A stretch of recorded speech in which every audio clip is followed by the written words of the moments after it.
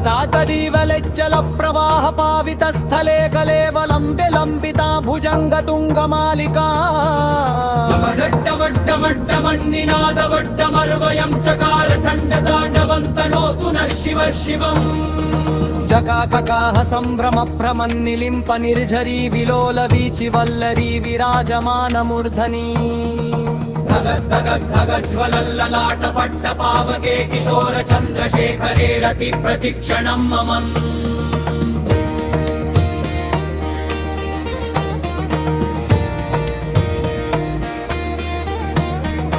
धराधरेन्द्र नन्दिनी विलास बन्धु बन्धुरस्फुरत् दिगन्त सन्तति प्रमोदमान मानसे त्रिपाटकक्षधोरणी निरुद्ध दुर्धरापदि क्वचित् दिगम्बरे मनो विनोद मेतु वस्तुनि जगाभुजङ्ग पिङ्गल स्फुरत् फणामणि प्रभा कदम्ब कुङ्कुमद्रव प्रलिप्त दिग्वधूमुखे मदान्ध सिन्धुर स्फुरत्वगुत्तरीय मेधुरे मनो विनोदमन्भुतं बिभर्तु भूतभर्तरी सहस्रलोचन प्रवृत्य शेषलेख शेखर प्रसून धूलि धोरणी विधूसराङ्घ्रि पीठभू जङ्गराजमालया निबद्ध जाटजूटक श्रियै चिराय जायतां चकोर बन्धुशेखर ललाट चत्वर ज्वलद्धनञ्जय स्फुलिङ्ग भानिपीत पञ्चसायकन्नमन्निलिम्पनायकम् सुधामयूखलेखया विराजमान शेखरं महाकपालि सम्पदे शिरोजदलमस्तु नः करालपाल पट्टिका धगद्धगद्धगज्ज्वलद्धनञ्जयाहुति कृप प्रचण्ड पञ्चसायके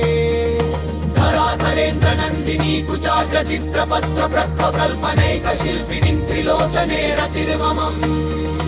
नवीन मेघमण्डली निरुद्ध दुर्धर स्फुरत् कुहूनि शीथिनी तमः प्रबन्धबद्ध कन्धरः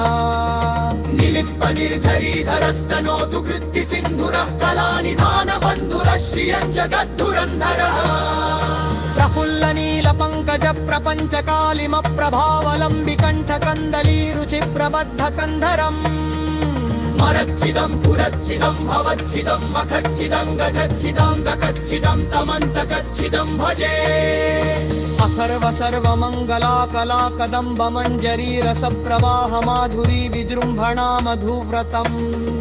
स्मरान्तकं पुरान्तकं भवान्तकं मखान्तकं गजान्तकान्तकान्तकं तमन्तकान्तकं भजे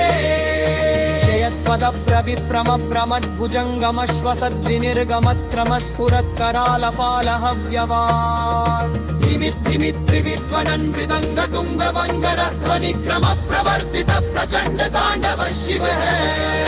जिषद्विचित्रतल्पयोर्भुजङ्गमौक्तिक्स्रजोर्गरिष्ठरत्नलोष्ठयो सुहृद्वी पक्षपक्षयो तृणारविन्द चक्षुषो प्रजामही महेन्द्रयो समप्रवृत्तिकः कदा सदा शिवं भजाम्यहम् सदा निलिप्प निर्जरी निकुञ्ज कोटरे वसन् विमुक्त दुर्मतिः सदा शिरस्तमञ्जलिं वहन् विमुक्तलोललोचनो ललामफाललग्नकः शिवेति मन्त्रमुच्चरन् कदा सुखी भवाम्यहम् इमं हि नित्यमेव मुक्तमुत्तमोत्तमं स्तवं पठन् स्मरं ब्रुवन्नरो विशुद्धिमेति सन्ततम्